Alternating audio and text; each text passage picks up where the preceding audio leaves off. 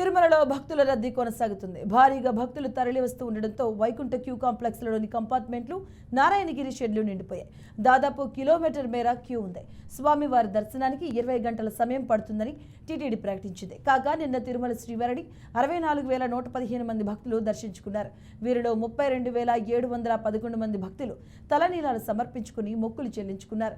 నిన్న తిరుమల శ్రీవారి హుండీ ఆదాయం 4.23 కోట్ల రూపాయలు వచ్చిందని టీటీడీ అధికారులు తెలిపారు.